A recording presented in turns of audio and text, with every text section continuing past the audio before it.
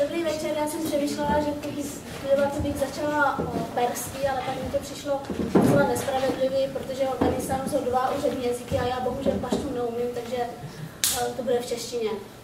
Moje jméno je Fatima Rahimi, jak už bylo řečeno, pocházím z Afghánistánu, ale jo, já si myslím, že mám dost výrazný hlas, ale budiš. Takže moje jméno je Fatima Rahimi a budu moderovat dnešní debatu, která se nazývá Afghánistán, země neklidu. Je mou milou povinností vám představit naše vzácné hosty, tady zprava. Vám můžu představit novinářku Petru Procházkovou, která mimo jiné, myslím, že dlouho žila v Afghánistánu, takže toho má hodně na srdci, co nám říct. Pak je dál tady pan Abubakra Siddiqueho z Rádio Svobodné Evropy, který dlouhodobě se věnuje o Afghánistánu a dále Pákistánu a vztahu vlastně Afghánistánu a Pákistánu. A pak je tady pan Jaroslav Petřík z Člověku v tísni, který byl na misi a teď má ještě nějaké aktivity Člověku v tísni k Afghánistánu. Takže ta debata bude probíhat tak, že každý vlastně bude mít 15 až 20 minut čas vám říct svůj proslov a pak bych vám dala vlastně prostor na dotazy. Takže můžeme začít, ať nezdržujeme. Můžu? Jo? Dobře, tak já vám máte mikrofon, tak můžete začít. Can I see?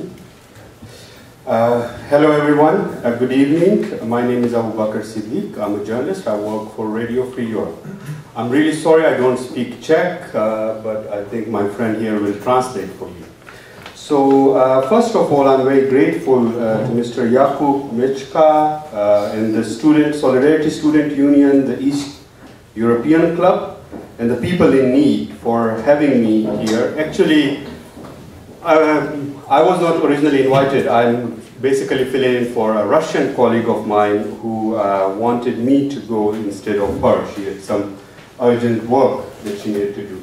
So before we begin, I will pull up a map of Afghanistan. So we can, my challenge today is, I used to be a university student 10 years ago, and one of my challenges in the States was to keep awake at this time in the evening. So one of the key things here is a map of Afghanistan. This was former Soviet Union. And I'll be today talking about the fascinating history and very sad and complicated history of this country called Afghanistan in recent decades, which is defined by, first, which began with the Soviet invasion of Afghanistan. What actually happened in the country Afghanistan as we see it today, it was an empire in, say, early 19th century. All of Pakistan, parts of Central Asia, even some parts of Iran, but basically most of today's Afghanistan and Pakistan. It was an Afghan empire by a ruling family that was originally from Kandahar in southern Afghanistan. It was called the Durrani Empire.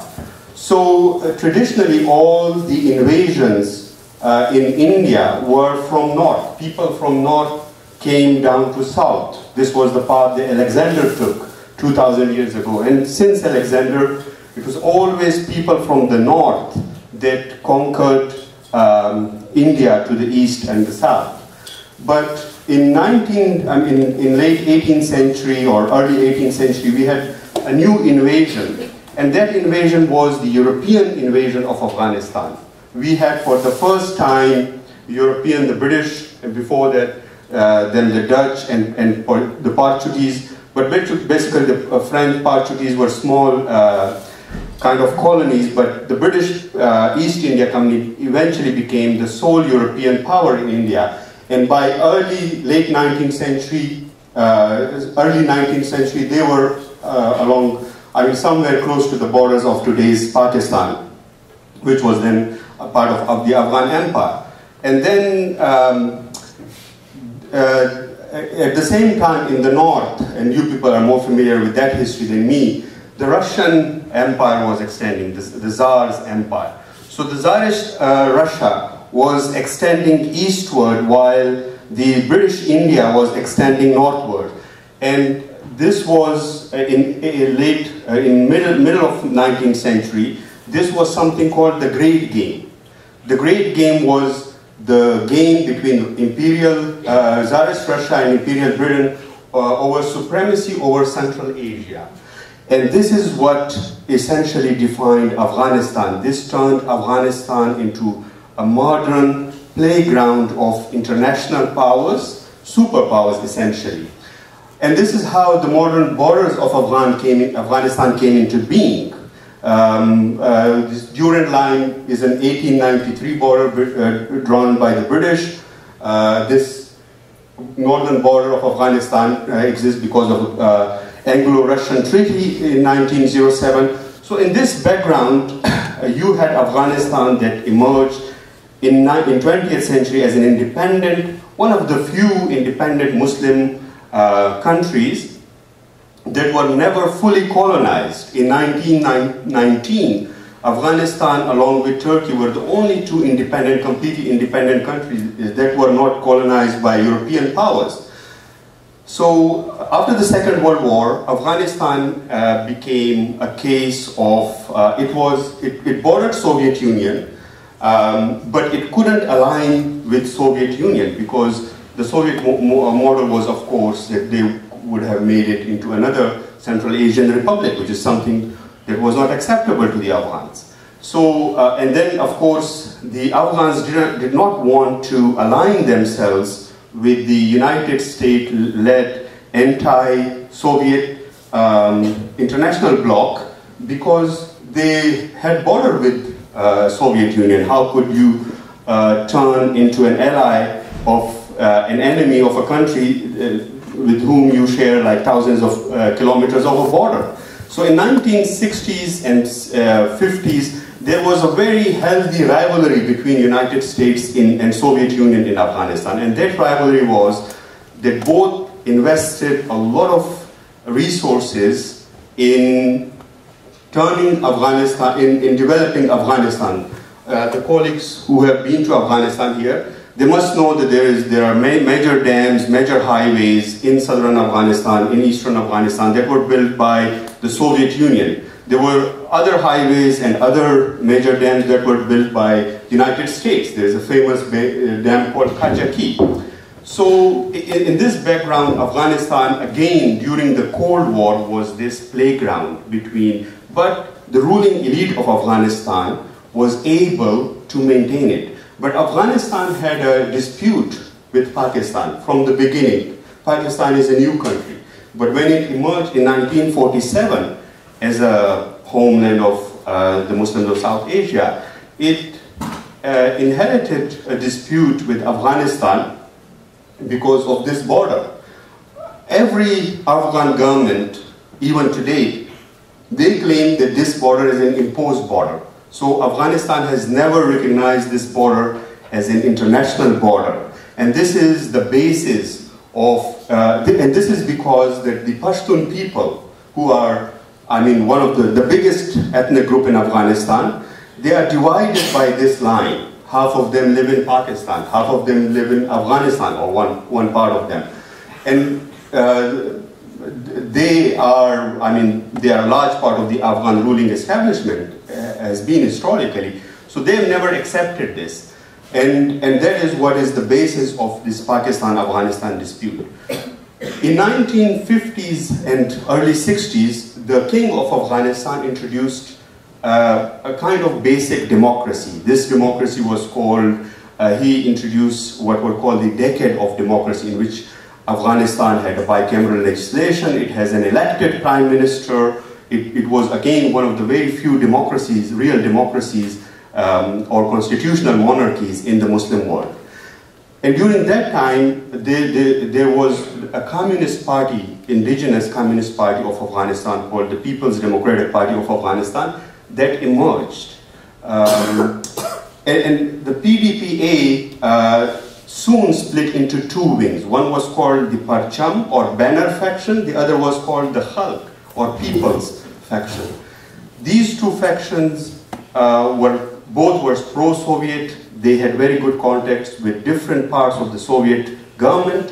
One part was very close to KGB. The other part was very close to GRU, the Soviet military intelligence. What happened was that during 60s and 70s, they kept on mobilizing people. There were more students who became communist, who were radicalized. And essentially a large part of the emerging Afghan middle classes, particularly professional classes, they were radicalized. And one thing that helped communism in Afghanistan was that a lot of the Afghan professionals were sent to Soviet Union for training, particularly the military professionals, military officials. And these military officials later on formed the backbone of the Afghan Communist Party. In 1973, the former Prime Minister of Afghanistan and a cousin of the king, Dawood, he launched a coup. He abolished the monarchy, he established a presidential system, and he was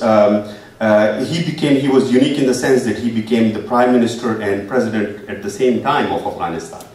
And his coup was not violent. Nobody was killed in that coup. But it's very important to note that this was the first communist coup in Afghanistan. It was not bloody coup, it was bloodless coup, but it was a communist coup in the sense because it was helped by pro-Soviet officers, mostly from Parcham faction of the Communist Party, who were trained in Soviet Union.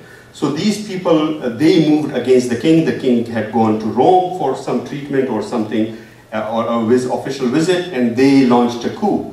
And it was a bloodless coup. Dawood was not a communist, but he relied on communists for this coup. And then he relied heavily on communist factions, particularly the Parcham faction, to run his administration, to run the government.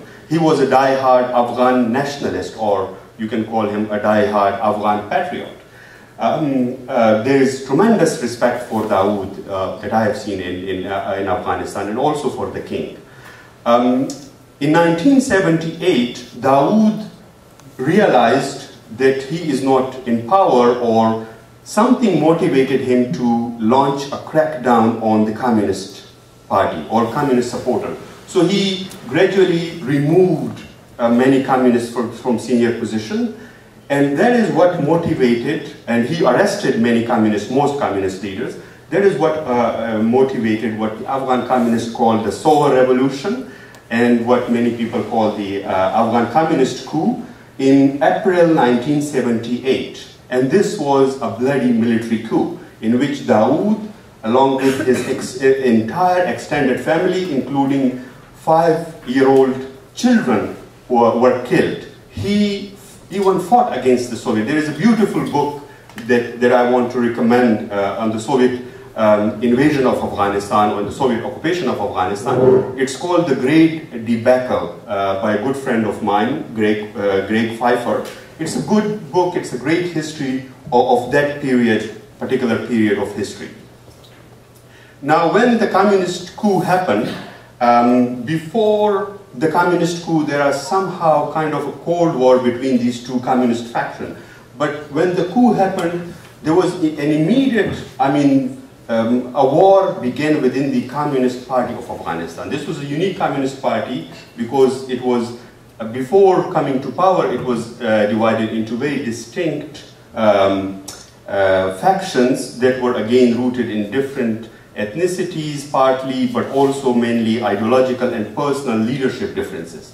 So the Hulk, this second coup, the bloody coup, was a Hulky coup. It was organized by the Hulk faction. And the Hulkies soon, the Hulky leader Nur Muhammad Tarakai was very close to then Soviet leader Brezhnev and the Soviet KGB, essentially the main intelligence agency. His main rival was his deputy and friend and longtime campaigner Hafizullah Amin.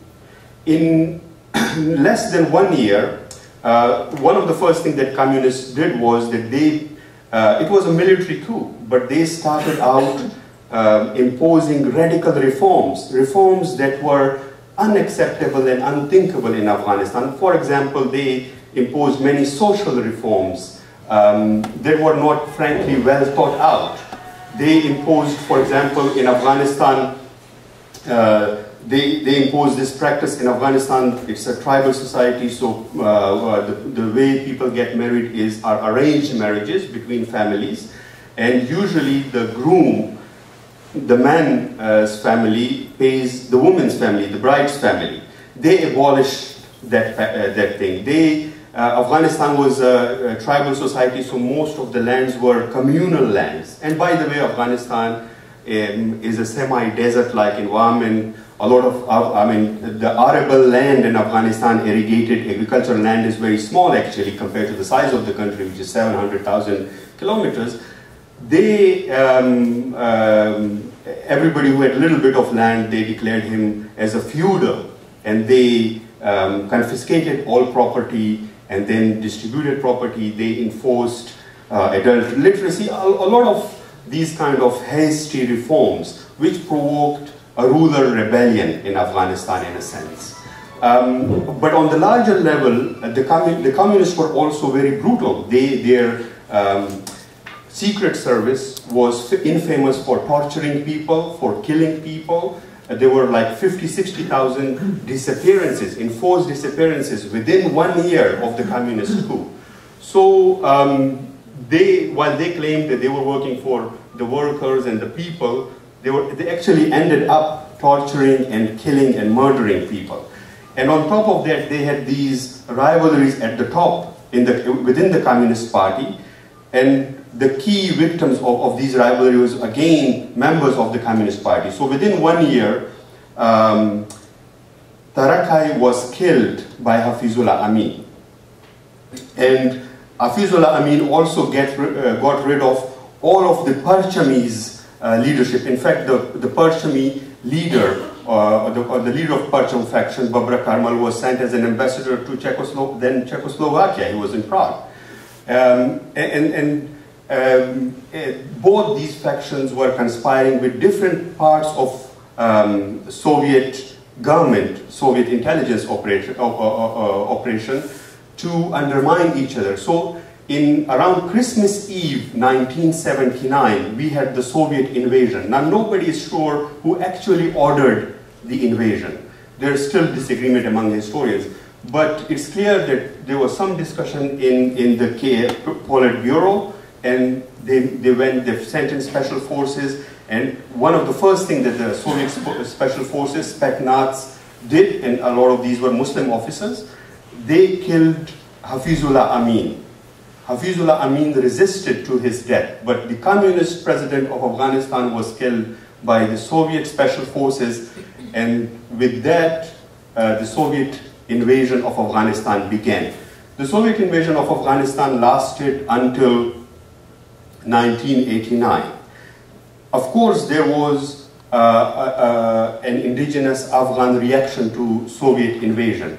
Of course, most Afghans were not happy with Soviet occupation, but the reaction that the Soviet occupation provoked was not something that was entirely in the hand of Afghans, because most of the Afghans migrated to Pakistan, which was by and large a hostile country to Afghanistan. It was not a friendly country. It had this big dispute that we discussed before. And in Pakistan, we have to remember that most of these rebellious leaders or people were Islamists, but in Pakistan they were only organized along Islamist lines. The former king of Afghanistan, Zahir Shah, he was never allowed to come to Afghanistan, to Pakistan, and lead his people and in a way reclaim his country from communism. And that created what is one of the biggest guerrilla warfare in 20th century. More than 1 million people died under the Soviet occupation, including 15,000–16,000 Russian troops. I mean, hundreds, perhaps tens of thousands of Afghan troops, and I mean, hundreds of thousands of Afghan civilians. Afghans became one of the biggest displaced group of people in the world, with more than 5 million or 6 million refugees at the time. Most of them were in neighboring Iran and Pakistan, and of course, many went to the West, to Europe, to North America, and Middle East.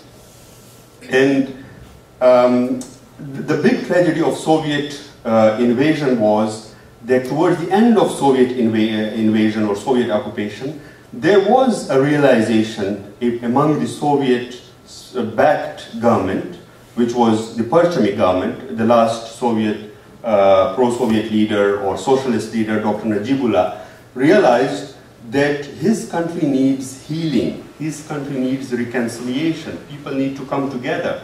Afghan needs to solve their problems. We cannot let foreigners dictate us how to solve our problems. So he came up with a strategy of reconciliation. Unfortunately, he left his government in 1992 under that plan.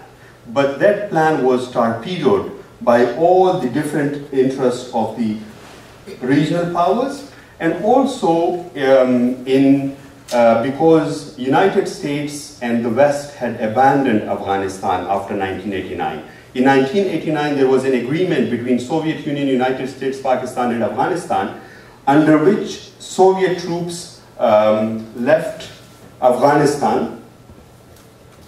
There is a picture of the last, the last tank column leaving Afghanistan. This is called Friendship Bridge, which connects Afghanistan to Uzbekistan. And after the last Soviet troops left in Afghanistan on February 15, 1989. But the war went on. In 1989, there was a big battle in eastern Afghanistan around the city of Jalalabad, where 10,000 mujahideen or guerrillas were killed.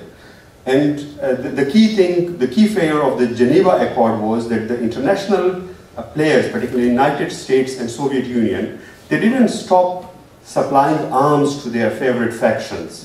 And then, of course, the Afghan factions didn't find common ground to agree on a future government. And that's how, in 1992, when Najibullah agreed to leave the government under a UN plan, the plan was torpedoed before it could be implemented. It was torpedoed on the day when Najibullah resigned and he wanted to leave the country, and he was forced to stay in Kabul. And then all these different hodgepodge of Islamist factions, they couldn't agree on a single government, who will be the leader, and their disagreement led to one of the worst civil wars in modern history, which is the Afghan Civil War in between 1992 and even until 2001. In 1994, a hardline faction of Islamists called the Taliban emerged in a place called Kandahar, here. These were people originally who were sick of the anarchy that the Mujahideen had imposed on Afghanistan. And the Taliban were initially welcomed, but the Taliban soon alienated most Afghans because of mainly 2 or 3 issues. One issue was that they were very harsh. They imposed what they called was the real Islam, which included punishment, very severe punishment, such as chopping of the hand, stoning people, and restrictions on women's education, restriction on women's work. And the other thing was that they didn't seek any compromise. And for many Afghans, they were also closely associated with Pakistan. Many Afghans saw them early on as a Pakistani-sponsored militia or thing that wanted to control all of Afghanistan so that Pakistan can have kind of a puppet regime in Kabul. Now, we know this history that the other big thing that the Taliban did was that they hosted Al-Qaeda and many international militant Islamists or terrorists. We have to be fair here and remember that bin Laden was in Afghanistan before the Taliban. The Taliban didn't invite bin Laden. They inherited him when they captured a place called Jalalabad in 1996.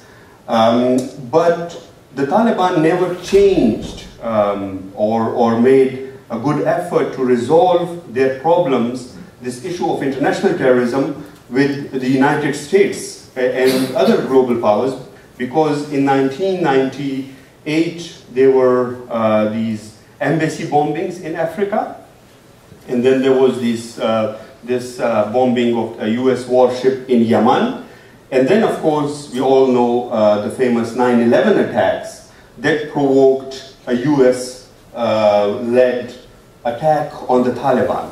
In December 2001, the Taliban fell, the Taliban regime was dismantled, but again, like 1992, there was no comprehensive settlement among Afghans.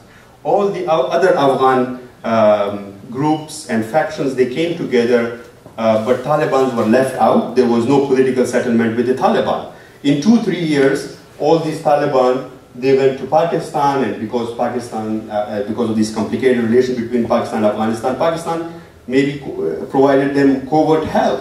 And this is what the problem is today, that you have a Taliban insurgency. There is a lot of progress in Afghanistan since 2001. There are millions of children that are going to Afghanistan. Thousands of kilometers of roads are there. There are clinics. Afghan society is a changed society. A lot of the youth is educated. It's a society that is very well connected to Afghanistan. Most adult Afghans have now cell phones, and most are on Facebook. But the international community has not resolved this fundamental problem of Afghanistan. Now, just a few words on the future of Afghanistan. Luckily, unlike 1992, the world is not ready to abandon Afghanistan. The world is trying to help Afghanistan, and we are seeing this effort in very robust regional diplomatic initiatives. The new player in Afghanistan is a country called China. China has always remained a distant observer in Afghanistan, but this is the first time that China is taking actual interest in Afghanistan, and this is because China is the biggest or one of the leading investors in Afghanistan. China has invested $3 billion in a copper mine in Ainak. China is investing $200 billion in building something called the One Road, One Belt initiative. Interestingly, I'll just show you very quickly. Maybe you can read it later, but we had a story today, and it is about all these big projects that can change Afghanistan's destiny, because for 200 years Afghanistan has been I'll just pull up the One Road, One Belt thing. This is One Road, One Belt, which will connect China to Europe. There's already a train from somewhere in China that already comes to Hamburg in Germany. So with these kind of changes, for the first time in at least 2 centuries, Afghanistan is hopefully on the right side of global currents. Now it is up to the Afghan elite, the Afghan people, but also the international community. My parting message will be that it will not be stereotypes or wrong notions about who Afghans are, what they want. It is international cooperation and helping Afghanistan that will make Afghanistan into a transit corridor. The Afghan government, particularly President Ashraf Ghani and before him President Karzai, they have called Afghanistan a regional roundabout, or Afghanistan is also called as the heart of Asia. And these trade and transport schemes or mega projects can truly transform Afghanistan. Thank you.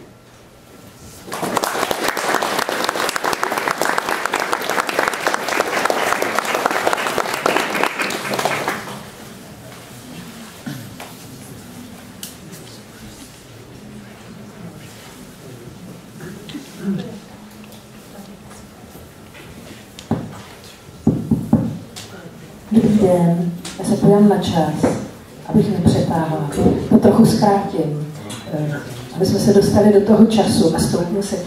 Já se jmenuji Petra Procházková, pracuji pro Lidové noviny. Jako novinář jsem pracovala v Afghánistánu v letech 2001 až 2006 jsem tam působila a poté jsem se věnovala, až dnes se věnuju Afghánistánu, jak se odsud nebo z jiných částí světa, už tam tedy nastálo nebydlím. Já jsem ráda, že tady proběhl ten historický exkurs, protože vlastně mám ušetřenou práci tím, že když jste pozorně poslouchali předřečníka, tak chápete jistě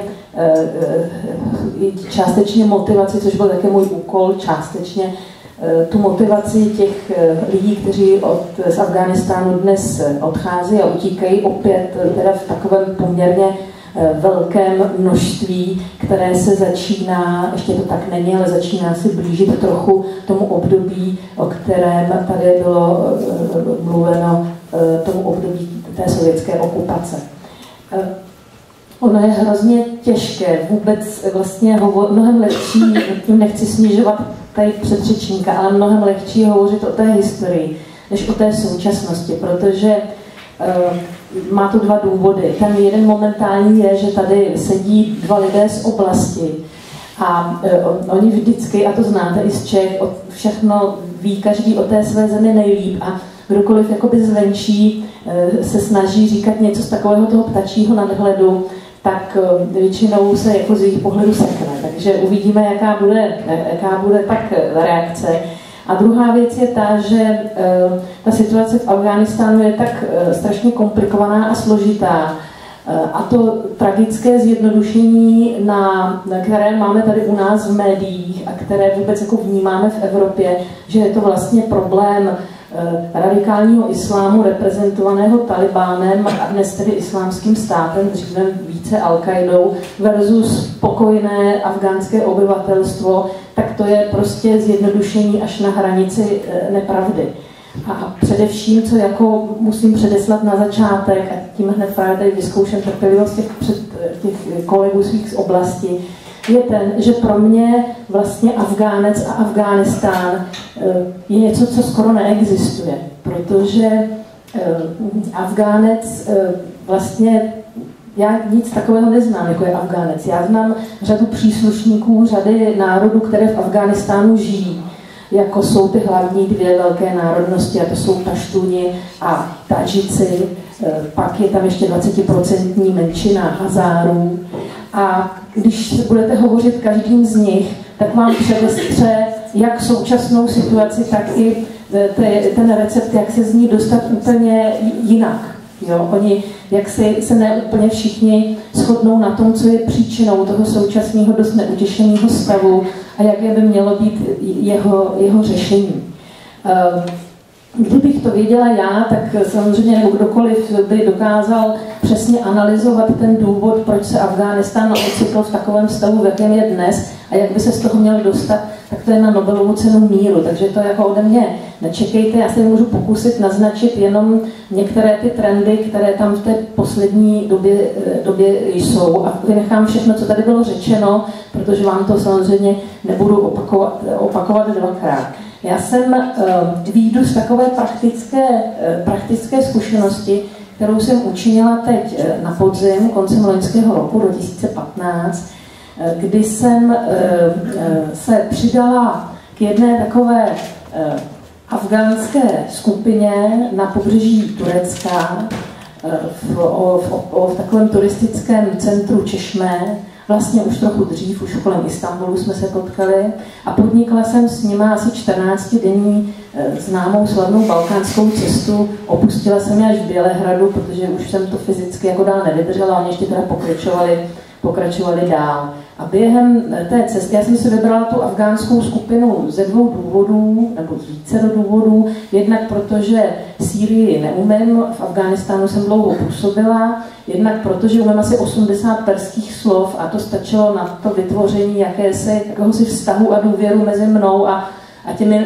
těmi lidmi, kteří teda se tam plavili do toho Řecka.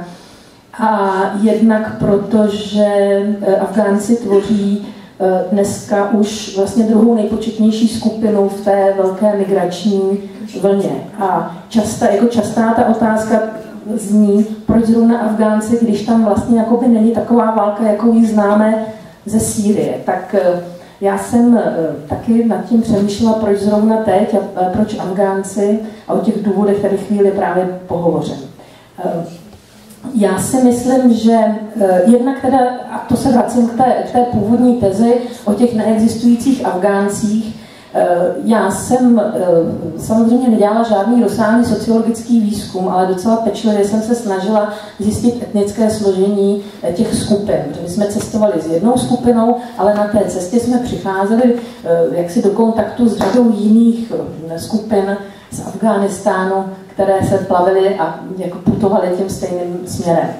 A 99% těch lidí byly národnosti tadžické, byly to vlastně Peršany, bo byla to ta druhá největší národnost v Afghánistánu, se kterou já se domluvím líp než těmi paštuny, protože paštunsky nemám ani slovo. A zbytek byly Hazárové, což je strašně zajímavá skupina v Afghánistánu, neboť jsou to lidé, kteří sice mluví taky persky nebo darí, ale zároveň jsou to šíté. Zatímco Tádžici, což je stejná národnost jako v Iránu a Tadžikistánu, všechno jsou to Peršani, sice mluví persky, jsou to etnicky Peršani, ale jsou to suniti. Takže je tam trochu velký maglajs, vůbec to nesnažte zapamatovat, jenom tím chci naznačit, že to je prostě hodně složité, že to je maglajs nejen v národnostech, ale i vlastně v té problematice šia sunna. Že prostě, i když jako v samotném Afghánistánu teď ten problém není nějaký ostrý, nicméně je to zamotanější, než se to vůbec jako dá v těch dnešních zkratkovitých mediálních projevech nebo v těch zprávách o Afghánistánu vysvětlit. A tudíž tím chci říct, že těch obyvatel paštunské národnosti mezi těmi uprchlíky je minimum. Je jich tam hrozně maličko. Hlavní ta vlna jsou opravdu ti Tádžici a ty Hazarové. Já jsem přemýšlela o tom, proč tomu tak je. A myslím si, že ten hlavní důvod spočívá v tom, že ty důvody té uprchlické vlny vůbec obecně jsou podle mého názoru jednak to, že, a to bude asi to nejdůležitější, že se objevila obrovská příležitost a ta cesta do Evropy se stala snadnější tím, že vlastně ta převaděčská mafie si to vymyslela a zorganizovala úplně geniálně tak, že dneska je v Kábulu jako úplně jednoduché, to vím od svých příbuzných, kteří pořád se mi diví, že jim vysvětluju do telefonu, aby to nečinili, aby tak nekonali, aby se jaksi nedostali do spáru té mafie, ale ostatním lidem to samozřejmě vysvětlat nemůžu a je to velmi jednoduché. Mě někteří ty uprchlíci dokonce říkali, že vlastně byli sami oslovováni a bylo jim nabízeno, aby tu cestu podnikli. To už nebudeme rozebírat, co jim bylo slibováno, to se všeobecně ví, ale je tam vypracovaný velmi detailní mechanismus placení té cesty i s tím, že je tam jakási garance toho, že celou částku zaplatíte, až když jste v Evropě, nebo ji doplatí vaši příbuzní na místě. A vlastně to funguje trochu jako takový zvláštní bankovně úvěrový systém. A je to opravdu vypracované do detailů. Hlavní, co potřebujete, je mít mobilní telefon a nějaké ochotné příbuzné, kteří tam s vámi prostě jedou a když jste v té Evropě a oznámíte, že už jste v pohodě, tak za vás ten zbytek doplatí. Těch způsobů je víc, ale tím chci říct, že jako ta dosažitelnost, ta možnost, že vás někdo převede, že vám někdo slíbí, že pouze zaplatíte peníze, i když to je dost velké, a on vám zaručí, že se do té Evropy dostanete, ta je hrozně důležitá, protože spousta lidí vždycky se chtělo z Afghánistánu dostat, ať už tam byla situace jakákoliv, ale jaksi je to daleko prostě a ta možnost není zrovna snadná. A druhá věc, která se tam podle mě odehrála v posledních letech a kterou cítím velmi intenzivně z těch lidí, když s nimi mluvím, je jakási, a to je něco, co jako nemá číslo, není to statistika, je to jenom dojem. A to je jakýsi pocit, že už to nemá cenu, že už to nikdy nebude lepší. Ono totiž někdy může být situace v té zemi velmi špatná a přesto ti lidé neodcházejí, protože máte nějakou víru v to, že se zlepší. Ale jakmile nastane povědomí o tom, že sice to třeba teď není tak špatné, ale že to nikdy nebude lepší, ba bude to horší, tak podle mě jako psychologicky se dojde k tomu, že ti lidé se dají do pohybu. A myslím si, že tohle se v Afghánistánu stalo. Protože já si třeba pamatuju, když jsem se přistěhovala do Afghánistánu, bylo v září roku 2001, a vlastně jsem tam prožila ten pád toho režimu talibů, tak tam vládl obrovský entuziasmus. Taková víra v to, například si všichni tam vyprávěli, jak se teď vrátí všechna ta uprchlá afgánská inteligence a začne učit na těch školách a jak půjde všude elektřina a jak prostě všechno půjde rychle dopředu. Tak ono ve skutečnosti se tam, a to máte pravdu, tam strašně moc věcí zlepšilo. Jenomže očekávání lidí jsou vždycky větší, než je ta realita a možná, že vy, prostě každý chce, aby to šlo ještě rychleji a málo kdy, jak si jste schopni zaznamenat ta zlepšení. Ono ta zlepšení, která už tady byla řečena, jsou v tom, že prostě holky nebo vůbec, že lidé chodí do školy, mnohem víc žen chodí do školy, že v Kábulu jde elektřina, která tam v době, kdy já jsem tam přijela, vůbec nešla, pak šla vždycky jenom týden v jedné čtvrti a další týden v další čtvrti, tak to všechno se strašně zlepšilo. Ale zároveň se podle mě velmi výrazně zhoršila víra v to, že to někam dále prostě bude postupovat. Co je taky asi důležité, je to, že Afgánci si velmi dobře uvědomují, že pozornost světa se přesunula do jiného regionu, což je cítit jak v penězích, tak i v té pozornosti, kterou vy prostě taky potřebujete. Vy potřebujete vědět, že ten svět s vámi sdílí ten problém, který máte a že vám ho tady někdo pomáhá řešit. Ale v poslední době je veškerá pozornost upnuta do Sýrie a přece jenom ten Afghánistán, jak si se zmítá tak na takovém okraji zájmu, který se zvyšuje pouze ve chvíli, kdy se tam stane něco opravdu zásadního. Když tam zabijí 5 lidí, tak se to u nás vůbec nikdo nedozví, protože to je příliš malé číslo na to, aby médiím stálo za to informovat. Takže když byste sledovali afgánská média, televizi nebo ty internetové různé servery, tak byste zjistili, že k různým teroristickým útokům, únosům a dalším tragédiím tam opravdu dochází dnes a denně, a to doslova. A samozřejmě, že to vyvolává v těch lidech pocit, že to takhle bude vždycky, anebo že bude ještě hůř. Takže já jsem třeba potkala pár lidí na té cestě, kteří byli z Kunduzu a odešli, což je město na severu Afghánistánu, které bylo nedávno na chvíli obsazeno oddíly prostě extremistů, rebelů, byla tam ta známá nemocnice lékařů bez hranic, do které se zase pro změnu strefili Američané, když to město osvobozovali. A ti lidé odešli samozřejmě už ve chvíli, kdy bylo jakoby všechno v pořádku. Neodešli v tu dobu, kdy probíhala ta 48hodinová válka nebo 24hodinová. Oni odešli potom, protože nevěří, že už to nebude opakovat. A takových míst je prostě v Afghánistánu hodně. A zároveň i ti lidé, kteří žijí v místě, kde je relativně, dejme tomu relativně klid, tak samozřejmě využívají té možnosti, že teď je jakoby ta vhodná atmosféra k tomu odejít, protože Afgánci pořád ještě patří teď v tuto chvíli do té skupiny, která má šanci na udělení azylu při tom azylovém řízení. Ne tedy u nás nemluvím, u nás má šanci nikdo, ale jako v jiných normálnějších zemích, které jsou kolem nás, kam taky ti Afgánci směřují, on sem taky nikdo nesměřuje. To si myslím, že je ten hlavní důvod. Jeden ještě takový velmi markantní důvod, který souvisí s tou velkou migrační afgánskou vlnou, je ten, že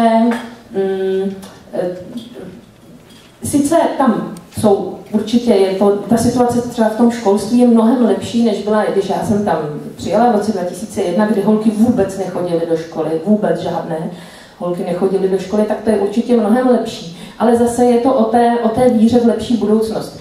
Ty rodiny třeba s dětmi, které utíkají, tak ty rodiče jako vědí, že jejich uplatnění tady na evropském trhu práce asi nebude už nějaké ideální, že tady asi velkou kariéru neudělají, ale vůbec jako muslimská rodina je mnohem, bych řekla, víc než naše, orientovaná méně jako na kariéru dospělých a daleko více na tu budoucnost dětí. Takže to vidím jako velikánskou motivaci, kdy ti lidé prostě vlečou sebou opravdu malé děti i riskují tady tu cestu přes moře protože vědí, že ta budoucnost v Afghánistánu je velmi, velmi prostě ani nejistá, velmi temná. Jenom když vlastně si promítnete ten historický exkurs, který jsme tady měli, tak poslední světlejší doba, opravdu doba jakýchsi zárodků demokracie, byla ta 60. léta. Já jsem viděla kdysi záběry jednoho českého lékaře, který pracoval v Afghánistánu v nemocnici Wazir Akbar Khan v Kábulu, který tam natočil prostě něco, co já jsem vůbec pak nevěřila, že je natočeno v Afghánistánu. Například tam byly afgánské sestřičky, které měly normálně jako úbory, jako zdravotní sestry a neměly kalhoty, měly pončocháče. No, tak to byl pro mě zcela absolutní šok, protože já jsem od roku 2001 do roku 2006 ze sebe kalhoty slíknout nemohla a pak, když bych se vydala do ulic v sukni na paty a v punčocháčích, tak by na mě křičeli, to mi stalo jednou, pak jsem pochopila, že to nemám dělat, tak na mě křičeli, kde jsi nechala kalhoty.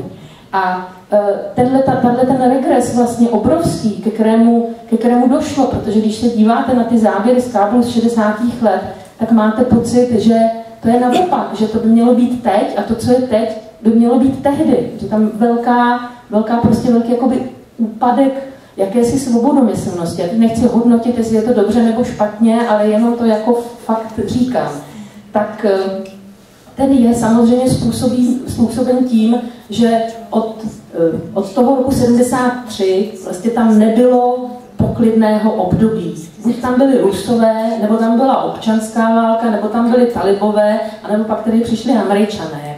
Ono samozřejmě nelze srovnávat tu ruskou nebo sovětskou okupaci s tím působením těch koaličních vojsk, ale i to působení koaličních vojsk má své mouchy a pro část obyvatelstva Afghánistánu je stejně tak nepřijatelné jako to působení té sovětské armády. A to je právě ten problém, kterým jsem začala, kterým skončím, že je strašně těžké cokoliv obecného o Afghánistánu říct. Protože vždycky ty jednotlivé skupiny obyvatelstva, kromě tedy toho problému talibů, který my tady odsud vidíme tak jednoznačně, je tam těžký problém mezietnický, mezi právě tou paštunskou, mezi částí paštunskou a mezi částí perskou. To je prostě problém, který se také táhne už desetiletí. Peršaně si vždycky myslí, že jsou utiskováni, že vždycky ty králové a vůdci, že to byli vždycky paštuni, že tam natahali své bratrance.